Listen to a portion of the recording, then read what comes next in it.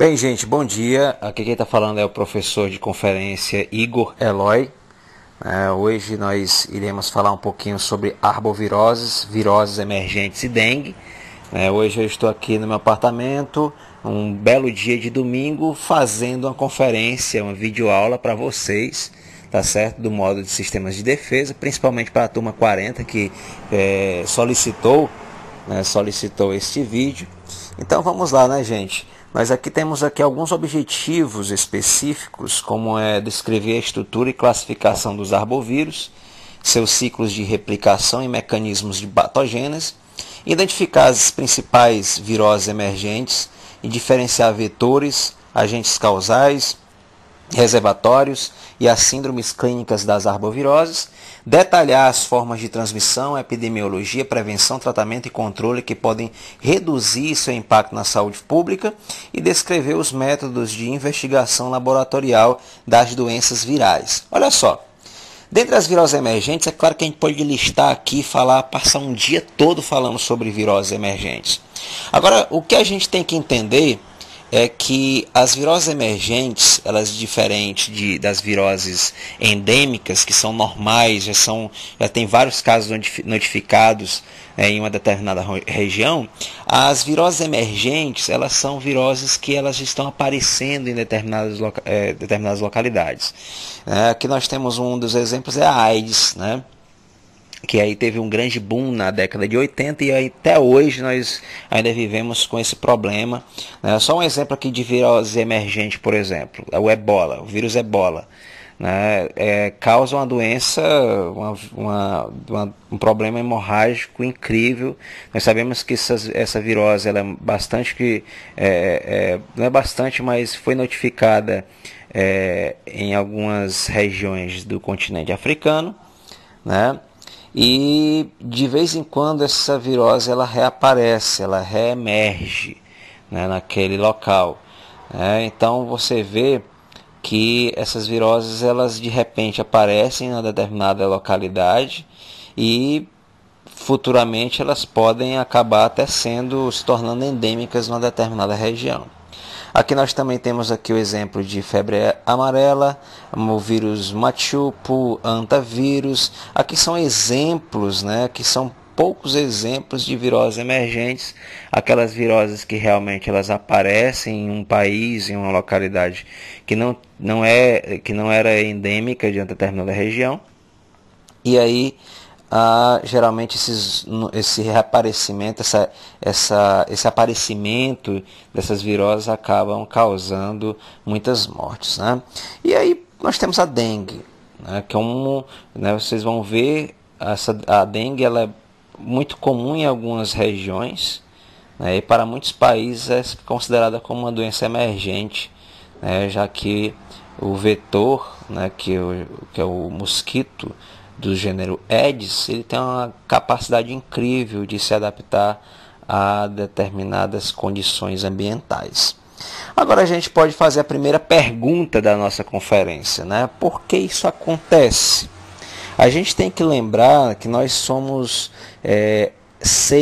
nós seres humanos temos uma capacidade incrível de colonizar determinados locais, né, e invadir a mata nativa e causar modificação no meio ambiente. Nós temos que entender que aquele meio ambiente, aquele nicho, aquele ecossistema em que o homem não fazia parte, ele tem que entender que as interações interespécies, muitas vezes nós temos a participação ali de vários vírus. Nós temos ciclos biológicos, nós temos vírus sendo transmitidos de animais para animais, através de vetores ou não. Então nós temos um ecossistema na qual os vírus também fazem parte, apesar de a gente não considerar tanto o vírus, a partícula viral, como um organismo vivo, mas ele faz parte de um ecossistema.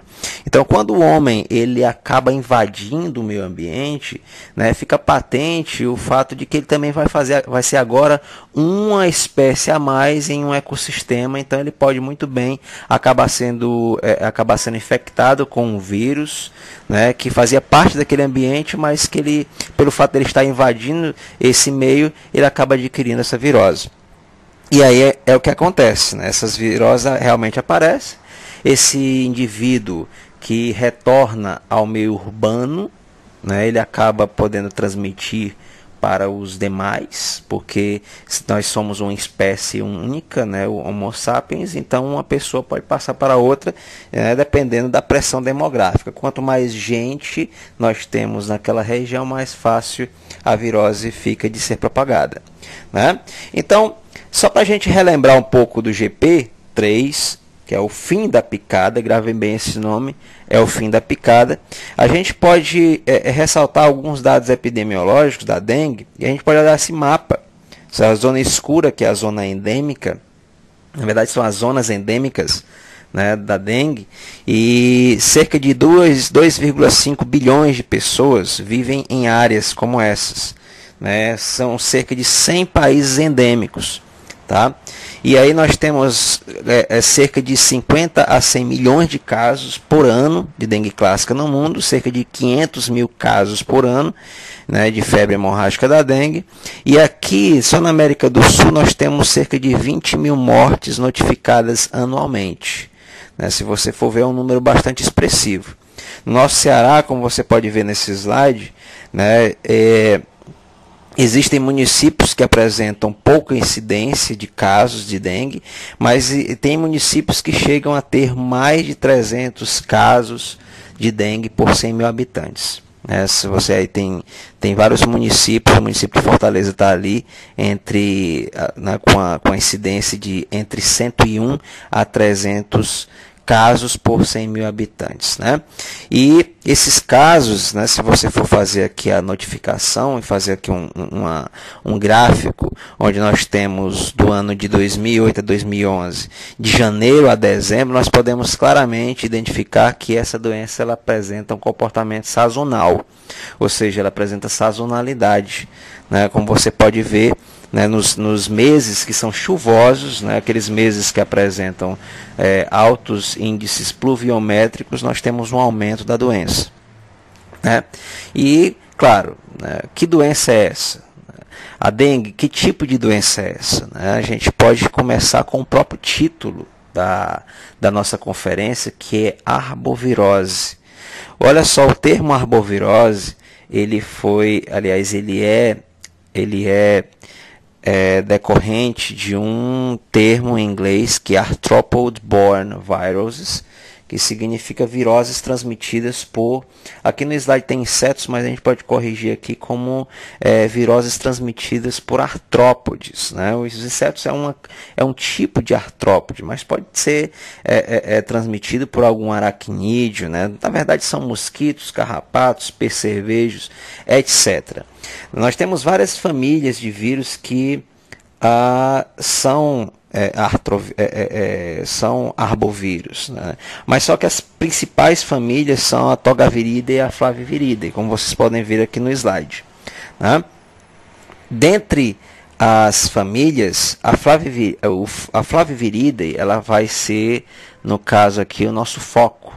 Porque o vírus dengue, o dengue vírus, ele faz parte dessa família Flaviviridae, né? É um vírus do gênero Flavivírus. Então, como você pode ver aqui, os flavivírus em geral apresentam uma estrutura, tá certo? Uma estrutura clássica, né? Que apresenta aí a presença de cerca de 3 proteínas principais, proteínas estruturais, que são as proteínas C, a proteína M e a proteína E.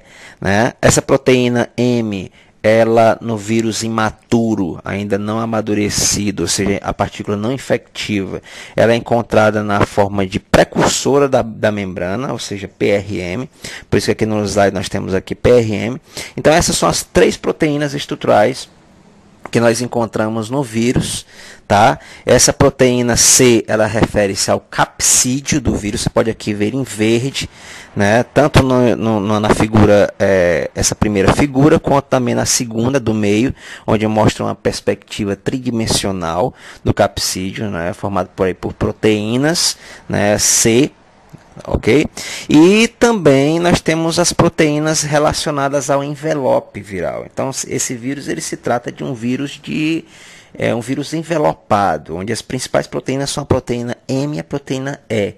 Certo? Essa daqui, gente, ela é uma proteína, vamos dizer assim, a principal, primordial na estrutura do vírus, né? É uma proteína altamente imunogênica, de muita importância para o sistema imunológico. Agora, nós sabemos que existem outras proteínas não estruturais, que nós não vamos descer aqui em detalhes, né? Que são as proteínas NS1, 2A, 2B, NS3, NS4A e B, NS5. Então essas proteínas elas não são estruturais, apresentando outras funções como replicase, ajuda no processo de amadurecimento, etc. Tá bem? E no core viral, vocês podem observar que esse vírus ele apresenta um RNA de fita simples e fita positiva, tá? Então, entenda uma coisa, esse vírus ele não é um retrovírus, tá certo? Onde ele tem a capacidade de pegar RNA e transformar em DNA. Não, ele é um vírus de RNA de fita simples e positiva. O que é fita positiva? Ele apresenta um open read frame, né, onde ele pode simplesmente ser utilizado como RNA mensageiro para o processo de tradução, que todos nós sabemos que é o processo de síntese de proteínas, na qual nós temos a participação dos ribossomos, né? Então, esse vírus, gente, aliás, esse gênero, ele alberga, certo, o dengue vírus, certo, que é uma espécie, né? É o agente etiológico, ou seja, o agente causador da dengue, tá? E às vezes as pessoas falam, tem mais vários tipos de dengue, a dengue 1, 2, 3 e 4. Não, nós temos sorotipos de vírus. Nós temos 4 sorotipos de vírus. Esses vírus, eles apresentam muita semelhança estrutural. Entenda bem. Os dengue vírus, ou dengue, ou se você preferir, vírus dengue, tanto faz, o vírus dengue, esse vírus é subdividido em 4 sorotipos. Sorotipo 1, 2, 3 e 4. Então veja, para eles estarem pertencendo à espécie dengue vírus, eles apresentam várias semelhanças estruturais. A gente coloca aqui numa média de 70% de semelhança estrutural, certo? Os outros 30% são as diferenças nas proteínas, incluindo principalmente a proteína E, na qual um vírus dengue 1 difere do 2, que difere do 3, que difere do 4. Certo? Então, por isso que eles são subdivididos em sorotipos, porque apesar da semelhança, eles apresentam também uma certa diferença na sua estrutura, principalmente na proteína E, que a gente vai falar tanto devido à sua característica de ser imunogênica. Tá? E como nós podemos ver nesse gráfico, esses 4 sorotipos eles estão muito bem distribuídos, tá certo? Aqui no Brasil. Você pode ver que na década de 70, o sorotipo 3 e 4 eram muito comum para a Ásia. Certo? Agora, hoje a gente sabe que devido ao comércio, devido a esse mundo globalizado que a gente vive, fica muito fácil, através das rotas comerciais, das viagens internacionais, uma pessoa ou um mosquito, né, um vetor que está na Ásia, ele de repente ter acesso ao nosso continente. E foi o que aconteceu. Hoje nós temos circulando no nosso país 4 sorotipos, né? Incluindo o sorotipo 4, né, que se faz tanto alarde. Mas por que o sorotipo 4 é uma grande preocupação? Vocês vão ver que cada vez que o indivíduo ele contrai de novo a dengue com um sorotipo diferente, o problema fica mais grave. Ok? E os vetores, né, o vetor seria um invertebrado transmissor do agente infeccioso, que o agente infeccioso, no caso, é o dengue, sorotipo 1, 2, 3 e 4. O vetor, no caso, né, os vetores são mosquitos do gênero Aedes, tá? É diferente do nosso pernilongo, aliás, nossa muriçoca, né, que é do gênero Culex, tá? Os vírus dengue, eles são, na verdade, veiculados por mosquitos do gênero Aedes. Nós temos vários tipos de espécie, sendo que as mais comuns aqui no Brasil, aliás, as duas presentes aqui no Brasil, é o Aedes aegypti e o Aedes albopictus, né, com origem africana e asiática, respectivamente. Entenda que a gente ouve mais falar do Aedes aegypti, porque é um mosquito muito bem adaptado. Primeiro que ele tem hábitos, né, urbanos, né, um mosquito que ele prefere estar fazendo sua ovoposição, colocando seus ovos em ambientes que apresentam plástico, com produtos sintéticos, certo? Então tem um hábito bastante urbano e por essa espécie também ser cosmopolita, ou seja, ela está muito bem distribuída no globo, né? Principalmente nas regiões endêmicas onde encontramos a dengue, né? Enquanto o Aedes albopictus, ele apesar de conter, né, de poder albergar o vírus e poder transmitir, é um mosquito com hábitos mais silvestres, né, apesar de também ser localizado, né, em regiões de fronteira, na região urbana com a região rural ou silvestre. Tá? Então aqui nós temos algumas características, né, o Aedes, do Aedes aegypti, né, no caso, quem transmite a doença é a fêmea, né? Todos nós sabemos que no sangue nós temos alguns fatores sanguíneos, alguns fatores plasmáticos que ajudam, na verdade são necessários para o desenvolvimento normal dos ovos, ok? E esse mosquito ele apresenta hábitos diurnos, vive próximos de habitações humanas, deposita ovos e produz larvas preferencialmente em recipientes artificiais. É bem interessante esse tipo de comportamento. Vive por 30 dias e os ovos são viáveis por até um ano, né? Esses ovos, como nós podemos ver aqui nesse slide, esses ovos eles já podem ser contaminados pela fêmea contaminada. Existe um processo que é chamado de infecção transovariana, onde o mosquito fêmea consegue, né, estando ele infectado, estando ele num estágio vamos falar assim, de viremia, digamos assim, onde as partículas virais têm tido colonizado vários tipos de tecido desse mosquito. Esses ovos, né, podem ser tranquilamente infectados pelo vírus, sendo essa fêmea infectada também. Tudo bem? E como as demais arboviroses, tá? Como a gente pode ver, a dengue apresenta reservatórios. Ora, esse slide mostra os principais reservatórios das arboviroses em geral. O que é o reservatório? Reservatório é a fonte primária do agente, ou seja, qualquer humano, animal, artrópode, planta, solo, matéria ou uma combinação deles, no qual normalmente vive e se multiplica um agente infeccioso. Então nós temos várias viroses, na qual são transmitidas por vetores, e esse ciclo urbano pode ser tranquilamente alimentado por um ciclo silvestre, na qual os reservatórios eles têm papel primordial. Tá certo? No caso da dengue, né, nós temos reservatórios. Nós temos reservatórios para esse vírus, no caso, para o dengue.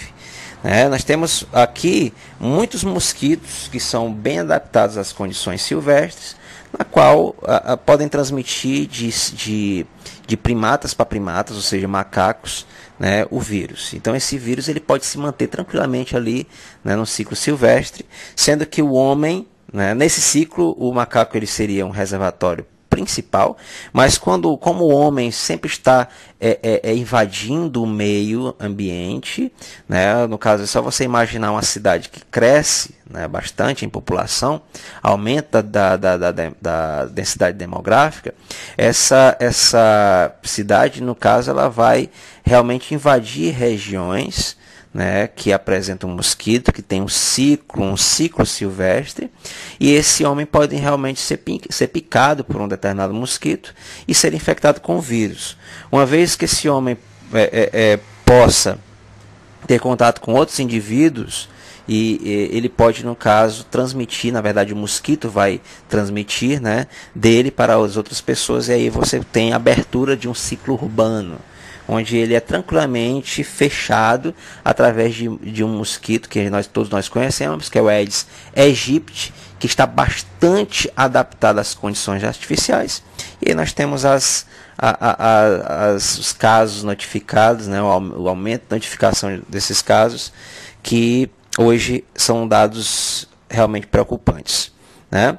Aqui nós temos um reservatório para um mosquito. Talvez a gente poderia até utilizar um termo mais de criadouro, né? Enquanto o Aedes ele apresenta reservatórios, né, tanto o homem quanto os macacos, sendo o homem o principal reservatório no meio urbano, o homem infectado, nós temos também locais criadouros onde o mosquito ele pode tranquilamente crescer e se reproduzir, né? A água parada, como a gente já ouve tanto falar, né, na televisão, nas propagandas, na verdade, e sabendo que esses mosquitos eles já podem nascer infectados através da infecção transovariana.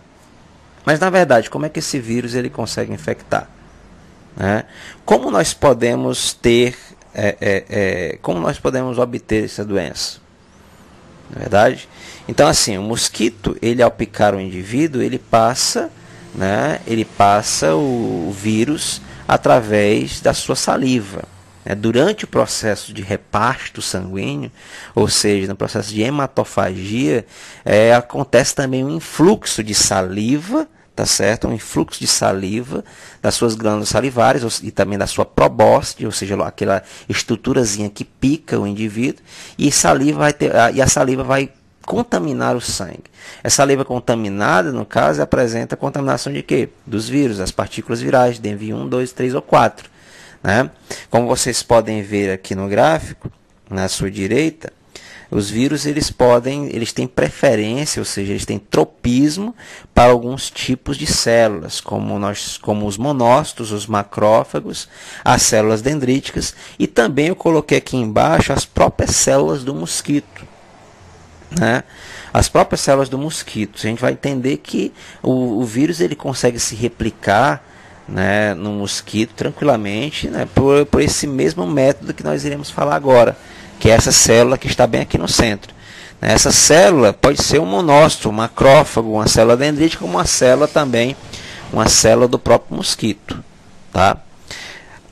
Lembrando que algumas outras células também podem ser infectadas com as células musculares. Mas vejamos, esse vírus, gente, ele é um vírus envelopado. Então ele vai entrar na célula, ele vai se aderir, vai penetrar, e no citoplasma ele vai perder o capsídeo, ou seja, o envelope e o capsídeo, né?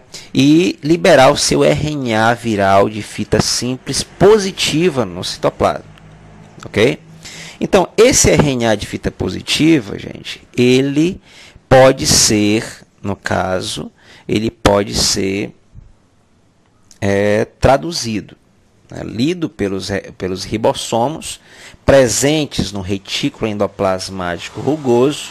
Nós sabemos que a organela, o retículo endoplasmático rugoso, ele apresenta vários ribossomos em sua estrutura que vão ajudar na leitura desse RNA.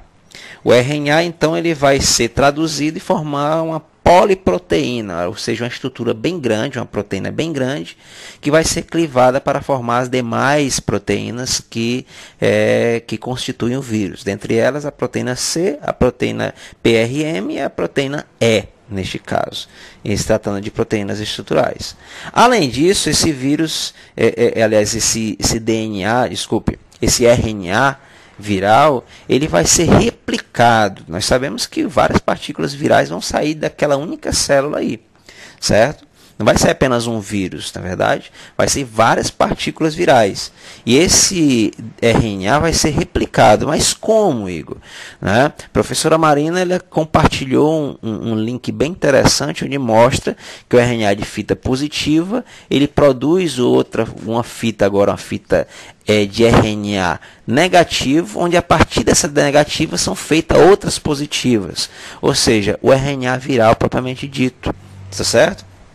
Então, no retículo endoplasmático, né, nós temos a montagem do vírus, ou seja, o vírus vai ser montado, RNA, proteínas do capsídeo, proteínas do envelope, e à medida que ele vai saindo, né, da célula, pelo processo de exocitose, né, ele pega primeiramente um caminho aqui, que é o do retículo endoplasmático rugoso, para o complexo de Golgi, do complexo de Golgi para fora da célula. Enquanto isso, o vírus amadurece, tá certo? Enquanto isso, o vírus amadurece. E aí nós temos um período de incubação, ou seja, um período em que o vírus, as partículas virais ainda estão sendo montadas dentro da célula, tá certo? Elas são montadas dentro da célula e logo quando ocorre o processo de exocitose, o indivíduo ele acaba se tornando virêmico. Nós temos um quadro de viremia, onde essas grandes quantidades de partículas virais que são liberadas por exocitose, elas podem infectar outras células e contaminam com certeza os líquidos corporais, neste caso, né, incluindo o sangue. Nesse momento fica muito claro, né, de que um mosquito não infectado, ao picar um indivíduo virêmico, esse mosquito ele vai se tornar com certeza infectado. Tudo bem? Isso aqui a gente pode ver nesse slide de transmissão do vírus da dengue pelo Aedes aegypti. Ora, nesse exemplo, o mosquito 1 ele já está infectado, ou seja, as glândulas salivares dele já foram contaminadas, já foram infectadas, há uma contaminação viral. Nós temos aí uma grande produção de partículas virais, certo? Incluindo a sua saliva está contaminada, então fica muito patente, fica muito claro a gente entender porque é que o mosquito ele consegue infectar um indivíduo sadio, né? Nós temos simplesmente a passagem desse vírus da saliva para o sangue, e aí ele vai com certeza aderir às células dos monócitos, macrófagos e células dendríticas, aderir, penetrar e assim por diante, coisa que a gente já havia falado, né? Então, mosquito 1 pica João nesse caso. Nós temos aí um período de incubação.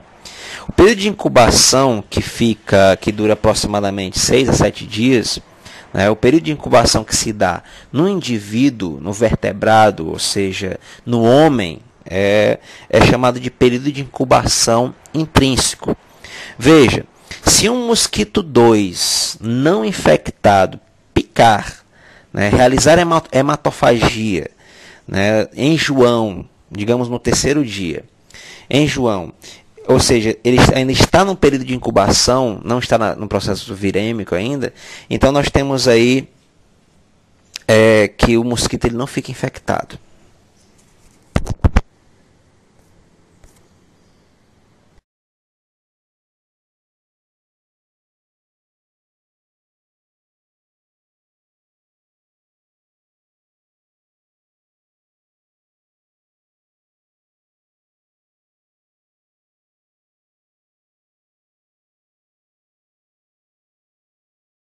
Bom, gente, o que a gente pode perceber, nesse slide de transmissão do vírus da dengue pelo Aedes aegypti? Primeiro, o mosquito número 1 ele está infectado, certo? Ao realizar o processo de hematofagia, ou seja, de reparto sanguíneo, ele vai causar um influxo, de saliva no sangue do indivíduo. Consequentemente, nós teremos aí uma infecção. O vírus ele vai ser capaz de reconhecer células do sistema fagocitário mononuclear, como os monócitos, os macrófagos, as células dendríticas, por exemplo. E aí, nesse caso, o vírus ele vai aderir e penetrar nessas células. Enquanto nós temos todo o processo de fabricação do vírus dentro da célula, nós temos aí o período de incubação. Como vocês podem ver, o período de incubação de João ele durou aproximadamente 6 dias, mais ou menos a média, onde nós temos aí a produção de partículas virais, mas no interior da célula infectada. Se você for fazer algum exame sorológico, provavelmente você não vai ter números expressivos de anticorpos nesse caso. Mas nesse caso aqui, se um mosquito 2 de repente ele pica o João, realiza hematofagia em João, por exemplo, no segundo, terceiro dia, possivelmente esse mosquito não será infectado, já que as partículas virais estão dentro da célula de João, ainda sendo montadas. Então nós não temos a liberação de novas partículas virais infectivas. Isso vai acontecer, certo? Após, nesse caso aqui, aproximadamente 6 dias. Aproximadamente no quinto dia, mostrando esse gráfico. No quinto dia nós temos a liberação de partículas virais, o que começa o período de viremia de João. Então, nós temos o seguinte, nós temos partículas infectivas sendo liberadas pelo processo de exocitose na célula. Essas partículas, elas vão realmente ter acesso aos líquidos corporais desse indivíduo, contaminar novas células. Nós temos aí um sangue contaminado com partículas virais, então fica muito fácil entender porque que o mosquito, quando realiza hematofagia nesse período, que é o período de viremia de João, ele se torna um mosquito infectado. Agora veja, gente, como nós falamos no slide anterior, o vírus ele tem a capacidade de infectar células do próprio mosquito, certo? Então veja, o mosquito ele está realizando hematofagia, ele está se alimentando do sangue. Então, nós teremos ali partículas virais infectivas no intestino do mosquito. No intestino do mosquito. Então, o que é que vai acontecer? Esse mosquito que realiza a hematofagia, ele vai ser infectado com o vírus, certo? O vírus ele vai conseguir infectar células do próprio intestino do mosquito, certo? E aí, esse vírus ele vai se aderir, ele vai penetrar, ele vai liberar seu RNA, o RNA vai ser traduzido em proteínas, certo? O RNA vai ser replicado, o vírus vai ser montado, vai ser amadurecido, né? E nesse processo, né, esse processo todinho em que o vírus é montado e maturado, amadurecido dentro da célula do mosquito é chamado de período de incubação extrínseco. Como vocês podem ver, tem um período de incubação mais esticado, né? O processo é mais lento. O processo que acontece no próprio invertebrado, ou seja, no mosquito em si. Certo? Esse mosquito, gente, que foi infectado, né, pelo vírus, neste caso ele não se torna um mosquito infeccioso, nem diga assim, infeccioso, um mosquito que ele consiga infectar, que ele consiga transmitir o vírus. Por quê? Porque se nós formos olhar geograficamente onde está acontecendo a proliferação viral, certo? Esse local seria as células do intestino do mosquito, certo? Dentro das células do intestino do mosquito, nós temos a intensa produção de partículas virais, certo? Então, quando essas partículas elas são liberadas pelo mesmo processo de exocitose, quando elas são liberadas da célula, aí sim, esse vírus, essas partículas, que não são poucas, são muitas, né? Só para você entender, um vírus que infecta uma célula, né, ele pode fazer com que a célula replique as partículas virais em 10 mil, 30 mil, 50 mil. Existem tipos de vírus que até 100 mil partículas saem por células. Então veja que vários vírus são produzidos por uma única célula. E esses vírus, eles são eliminados para o meio extracelular. Há também uma contaminação dos líquidos corporais, acesso a novos tecidos, como por exemplo as glândulas salivares, replicação viral e também a passagem desse vírus, né, através da saliva durante o processo de hematofagia. Esse mosquito 2, após seu período de incubação extrínseco, ele pode simplesmente picar Maria e infectar Maria com certeza. Aí nós teremos também um período de incubação intrínseco em Maria, onde esse vírus ele irá se replicar nas células de Maria.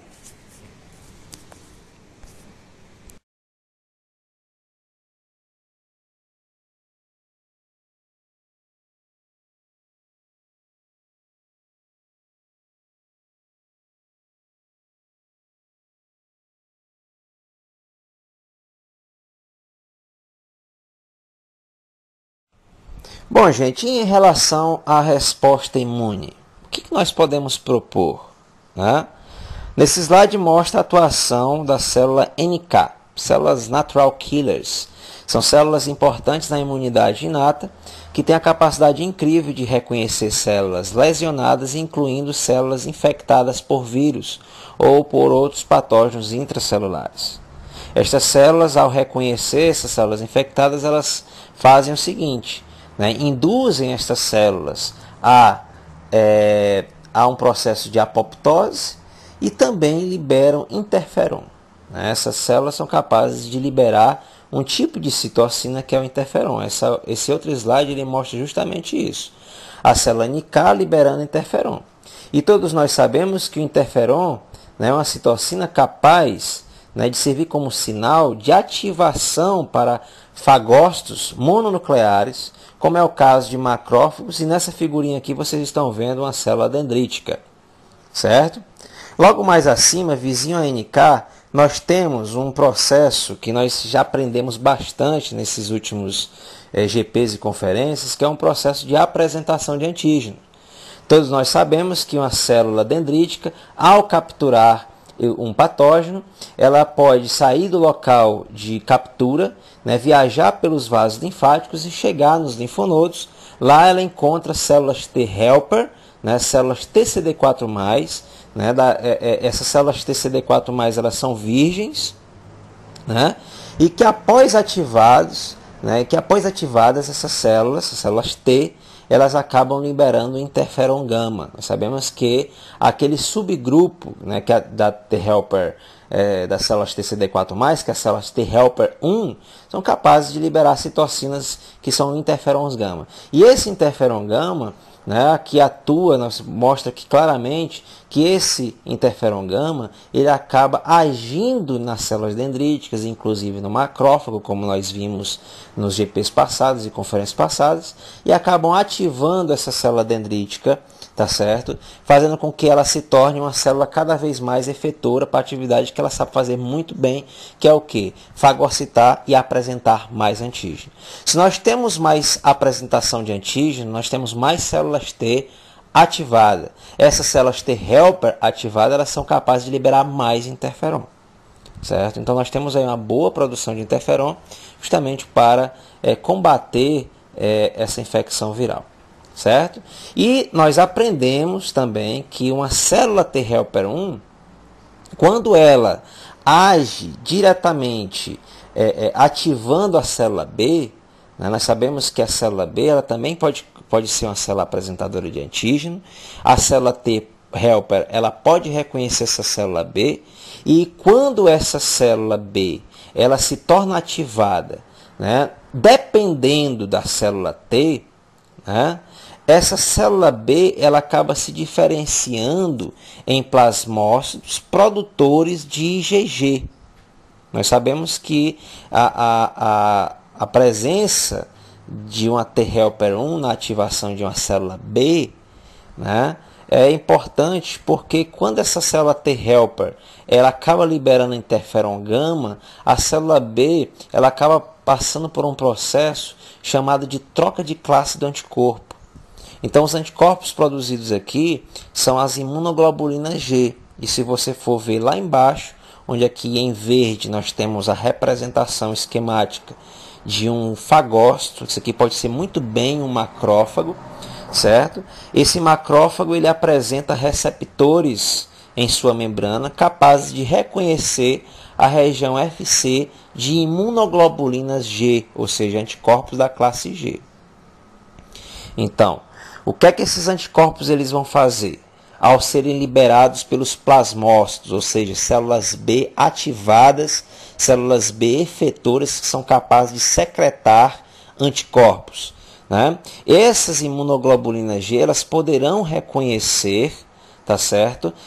Os vírus DENV1, 2, 3 ou 4, neste caso aqui para um vírus específico, já que houve aqui a produção de células efetoras com uma imunoglobulina específica para um epítopo específico do vírus, ao reconhecimento e logo em seguida o reconhecimento do complexo antígeno-anticorpo por receptores FC de fagócitos. Ora, após esse reconhecimento através de receptores FC, o macrófago ele vai tentar o que? Fagocitar. E paralelo a isso, ele vai liberar vários mediadores, vários tipos de citocinas, como é o caso do fator de necrose tumoral alfa, a interleucina 1 e 6, são liberadas nesse processo e também aí você tem uma fagocitose, né, decorrente de uma opsonização feita por estes anticorpos, né?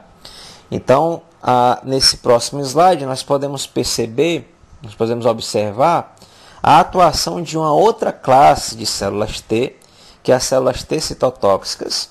Essa célula T ela apresenta uma proteína, um correceptor chamado de CD8, por isso que ela é classificada como CD8+. É uma célula que, ao reconhecer células infectadas por vírus, são capazes de liberar alguns tipos de substâncias pró-apoptóticas, que é o caso das granzimas, perfurinas e serglicinas. Então você pode perceber que quando a célula T ela reconhece a célula infectada, ela libera substâncias, que são as granzimas, perfurinas e serglicinas, e essas substâncias acabam induzindo o processo de apoptose. Ela tem uma atuação muito parecida com a célula NK, mas veja bem, a NK ela está enquadrada na imunidade inata, enquanto que a célula T citotóxica ela está na imunidade adquirida celular, que é o caso. Então aqui, né, devido não só à infecção causada pelo vírus, mas também a esse monte de citocinas, a esse pool de citocinas que são liberadas, o indivíduo começa a ter algumas manifestações clínicas. E como nós podemos perceber aqui no slide, essas manifestações clínicas elas vão desde uma infecção inaparente até a dengue clássica ou febre hemorrágica com o choque da dengue. Como nós podemos perceber aqui no slide, o termo dengue se deriva de um dialeto suaíli, Kidenga Pepo, que é derivado, aliás, que significa possuído subitamente por um espírito. É um negócio bem grotesco, Naquela época não se sabia sobre esse vírus, tinha só dava mais uma denotação espiritual, mas a pessoa, quando ela ficava com os sintomas da dengue clássica, com cefaleias, febre alta, dores oculares, dores e inchaços das articulações, se dizia que o indivíduo estava com Kidenga Pepo, possuído subitamente por um espírito. Os sintomas da dengue clássica são febre, dor de cabeça, dores nas articulações, ou seja, a artralgia, além das dores musculares, que é a mialgia, falta de apetite, fraqueza, manchas avermelhadas pelo corpo, que são as petequias. A dengue ela pode evoluir, uma pessoa com dengue clássica, inclusive a pessoa que ela teve a dengue, está tendo a dengue pela primeira vez, ela pode sim acabar desenvolvendo a febre hemorrágica da dengue. É só ela não realmente tomar os devidos cuidados, certo? Não tomar alguns medicamentos que podem induzir um quadro hemorrágico, e inclusive, o quadro de febre hemorrágica da dengue é muito comum em pessoas que apresentam infecção secundária com um sorotipo de vírus diferentes. Por exemplo, uma pessoa que ela pega o dengue 1, o vírus dengue 1, infectado pelo vírus dengue 1. Ela criou imunidade, criou células de memória, células B e T para aquele dengue 1. Certo? Ela pode, quando ela for infectada pelo dengue 2, 3 ou 4, ou seja, um sorotipo diferente do dengue 1, ela pode desenvolver a febre hemorrágica da dengue, porque, como você vai perceber, as respostas são sempre mais exacerbadas. Então, como é que a dengue hemorrágica ela se comporta? O que é que acontece realmente numa infecção secundária para que haja uma maior possibilidade de dengue hemorrágica? Muito simples, gente. Nós sabemos que as células de memória elas são células que reconhecem e respondem com a maior facilidade a um determinado antígeno. Nós devemos lembrar que os sorotipos de vírus dengue, os 4 sorotipos, eles são colocados no mesmo gênero, são considerados vírus dengue. Por quê? Porque apresentam muitas semelhanças estruturais.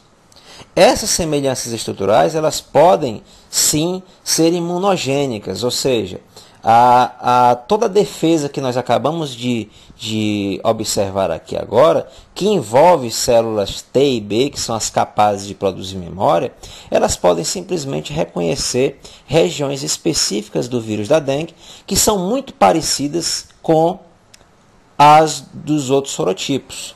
Então a gente deve lembrar que esses sorotipos, eles pertencem ao mesmo gênero porque aproximadamente, fazendo uma média bem grossa, eles são em 70% parecidos estruturalmente. Os outros 30% é que fazem com que eles sejam considerados diferentes. DEV1, 2, 3 e 4. Então, muitas células T e B que reconhecem, de memória, né, que foram produzidos a partir da infecção de DEV1, por exemplo, quando você tem uma infecção secundária com outro vírus dengue, né, essas células T e B, elas podem reconhecer sim algumas regiões que são em comum a todos os vírus. E elas vão simplesmente responder contra estes vírus. Nós sabemos que as células de memória elas respondem muito mais prontamente. As células T, como nós vimos nos slides anteriores, são capazes de produzir uma grande quantidade de interferon. Não é verdade? A célula B, né, a célula B de memória, ela consegue produzir uma quantidade absurda, né, de imunoglobulina G para aquele antígeno. Nós sabemos que a resposta secundária pela a produção de anticorpos é uma produção absurda, com intensidade muito mais alta. Então, nós podemos voltar aqui para o slide em que fala sobre a interação, tá certo, dessas células de macrófagos, que porventura vão estar ativados, mais ativados ainda, por conta de mais interferon que está sendo produzido, porque gera-se uma quantidade absurda de interferon em uma infecção secundária, e claro, uma grande produção de imunoglobulina G aí.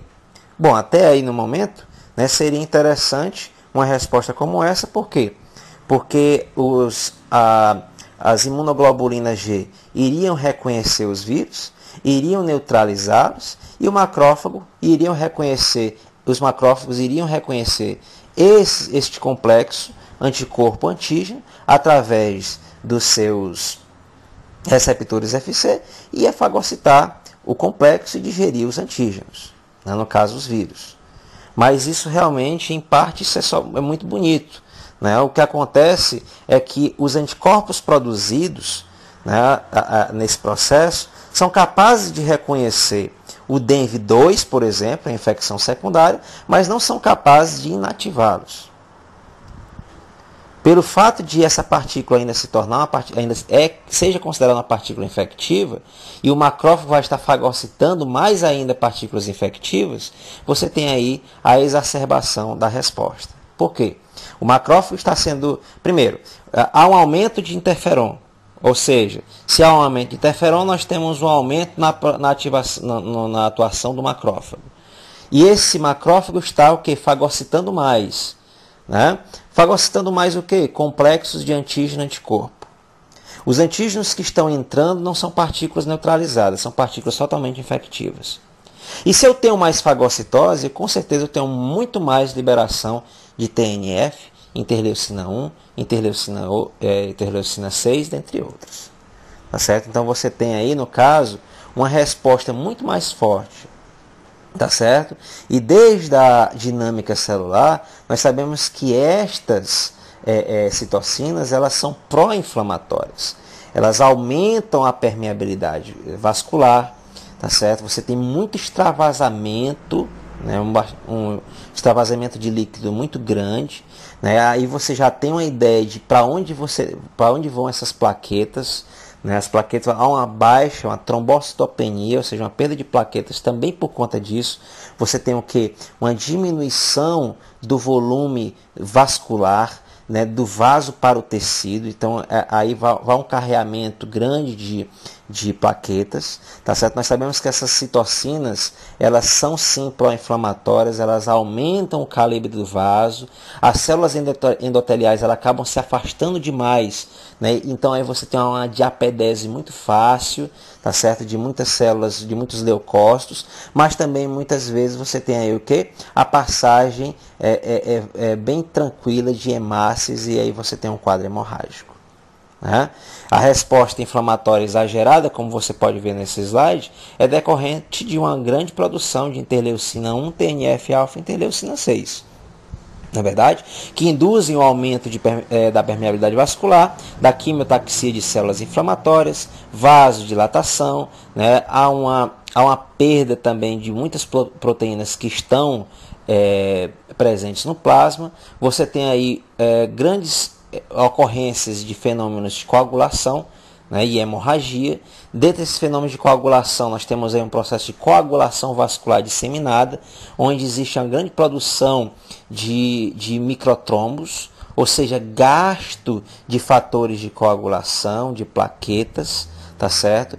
Essa coagulação, essa formação desses microtrombos não é algo localizado, é realmente algo avulso, que acaba acontecendo em qualquer local, em qualquer momento no vaso, durante o processo de vasculite. E aí nesse caso aqui, você tem ainda mais a perda de plaquetas. Você tem uma trombocitopenia bem acentuada neste caso, onde você tem a coagulação vascular disseminada. Muito comum em pessoas que estão apresentando os sintomas da dengue hemorrágica. Tá certo? Então, muito bem. Nós podemos passar... Bom, nesse slide a gente vai ver aqui o estadiamento dos casos, na verdade. Os níveis de atenção, nós temos os grupos A, B, C e D. Né? Como e quando solicitar exames específicos à LACEN? Sorologia, após o 7º dia do início dos sintomas. Resultado, em 48 horas. Se o intuito é fazer o isolamento viral, isso pode ser feito até o dia do início dos sintomas e o resultado sai em 21 dias após a inoculação. Professor, mas isso aqui, essa questão, 21 dias não é muito tempo? Não, gente, geralmente se faz o isolamento viral para saber o sorotipo do vírus, mas para dados epidemiológicos. Tá? O grupo A, ele apresenta, ele não tem manifestações hemorrágicas espontâneas ou induzidas, né, na prova do laço, ausências de sinais de alerta. O tratamento é simplesmente ambulatorial, hidratação adequada e repouso, e retornar após a febre e orientar sobre os sinais de alerta. Pode-se utilizar alguns analgésicos antitérmicos, caso necessário. Que sinais de alerta são esses? São esses daqui, ó. Dor abdominal intensa e contínua, vômitos persistentes, hipotensão postural ou lipotímia, fezes escuras, hepatomegalia dolorosa, desconforto respiratório, tonturas ao levantar repetidamente. E também a prova do laço positiva. A prova do laço, gente, é um sinal de alerta. Se você tiver aqui a indução de uma hemorragia feito através de um esfingmomanômetro, tá certo? Um esfingmomanômetro. Esse aparelho ele induz uma pressão, né? Você deixando ali na média da pressão sistólica e diastólica por 5 minutos em um adulto, né? Você vai ver se você tem uma presença de formação de pintinhas vermelhas, que são as petecas. Se você tiver de 20 ou mais, isso aí já é um sinal de alerta para o indivíduo. Tá certo? E aí nós temos aqui pessoas que estão no grupo B. Pessoas que estão no grupo B apresentam manifestações hemorrágicas induzidas, ou seja, prova do laço positiva, ou espontânea sem repercussão hemodinâmica. A ausência dos demais sinais de alertas, né? Aqui no caso é interessante que o indivíduo realize exames inespecíficos, que haja uma hidratação oral supervisionada ou parenteral, né? Utilize alguns analgésicos antitérmicos, se for o caso, e retornar para a reavaliação clínica e laboratorial. Os grupos C e D são para aquelas pessoas que apresentam algum sinal de alerta ou choque, né? Que não seja simplesmente a prova do laço. Tá certo? Há manifestações hemorrágicas presentes, ou também pode não ter, mas o indicado é que a pessoa ela tem o quê? Hidratação imediata, tá certo? Independente do local do atendimento, internação e realização de exames inespecíficos. Né? Para se fazer o diagnóstico, nós podemos utilizar alguns tipos de exames inespecíficos, que é o hemograma. O hemograma é um deles. Tá certo? O hemograma ele te dá algumas informações interessantes. Né? Através do leucograma, ou seja, aquele relacionado aos leucócitos, você pode observar uma leucopenia com uma linfocitopenia com atipia. Tá certo? A leucopenia seria o quê? Seria a baixa dos leucócitos, incluindo a baixa também de linfócitos. Tá certo? Através do plaquetograma ou trombocitograma, você pode perceber uma trombocitopenia, ou seja, uma plaquetopenia, ou seja, o que seria isso? uma baixa no número de plaquetas. Nós sabemos que esses exames eles não são específicos, por quê? Porque em alguns outros tipos de doenças, como é o caso da plaquetopenia, nós podemos observar, por exemplo, em leptospirose, sarampo, rubéola e algumas doenças causadas por meningococos, tá certo? Também há uma alteração no hematócrito. Se você for observar o hematócrito, ou seja, a relação que existe do volume das hemácias para o volume de sangue, você tem o que? Um aumento do volume, né? Esse volume do hematócrito, aliás, esse valor do hematócrito, né? Por quê? Porque você perde líquido. Quando você perde líquido, você aumenta a razão, né, que é a área o volume de células de hemácias, né, por volume de sangue, né? Então você tem um aumento aí 40% em mulheres e 45% em homens. Você pode ter alterações nos níveis de albumina, provas de função hepática são realmente necessárias, tá certo? Fazer uma análise de TGO, TGP, né, proteína C reativa, e também é muito importante a gente ver que muitas vezes há uma presença de sangue na urina, que é o caso de hematúria. Além disso, é indicado se fazer exames inespecíficos, tá certo? É importante que a negatividade, né, pode haver negatividade na primeira amostra, tá certo? A negatividade na segunda amostra descarta a hipótese da dengue e a reatividade perdura por 2 meses. Anticorpos IgM e IgG podem ser detectados, né, a partir do 4º dia, né, sendo que os picos eles variam, né, de 7 a 8 dias para anticorpos IgM e em 2 semanas para IgG. O que é interessante a gente falar é que a IgM, né, os anticorpos IgM, eles desaparecem na circulação em alguns meses, até porque, né, nós sabemos que células B produtoras de apenas IgM, elas são ativadas, né, de um processo independente de célula T, onde nós não temos a formação de células de memória. Aqui sim, na imunoglobulina G, nós temos, né, células de memória que produzem anticorpos que ficam circulantes aí durante anos, muitos anos. Bem, gente, o que está sendo feito? Nesse slide eu coloquei alguns tipos de estratégias utilizadas e a gente pode fazer uma leve reflexão, né, se realmente o que está sendo feito, se realmente está funcionando. Nós sabemos que um dos métodos de controle da dengue é combater o vetor de transmissão, na verdade. Outro é a vacinação, de prevenção no caso, né? Também existem tecnologias, de biotecnologias bem avançadas, que é a proposta dos oligonucleotídeos antissenso. O que é que seria isso? Sabemos que o vírus ele é um vírus de RNA de fita positiva, né? Então, hoje já existem pesquisas relacionadas a oligonucleotídeos, ou seja, de RNAs de interferência, que são capazes de se ligar ao RNA viral, inativando-o. Ou seja, aquele RNAzinho de fita positiva pode sofrer uma interferência de um RNA produzido em laboratório, que é complementar a fita, que se encaixa na fita, inativando-a. É bem interessante a proposta, né? E também existe a educação da sociedade, né? Tampe bem a caixa d'água, não deixe água acumulada nas calhas, elimine as poças d'água. Muito está relacionado à questão da água parada, na verdade. Realmente está funcionando? Bom, gente, aqui nós podemos perceber, né, que o controle do vetor não foi tão eficiente assim, né? Combater o vetor não é nada fácil, tá? Nesse slide em azul com as manchas em verde, nós podemos ver aqui a distribuição geográfica do mosquito Aedes aegypti, tá? Como nós podemos ver, em 1930 esse mosquito estava bastante disseminado na América do Sul e Central. Em 1970, a população desse mosquito realmente foi dizimada. Por quê?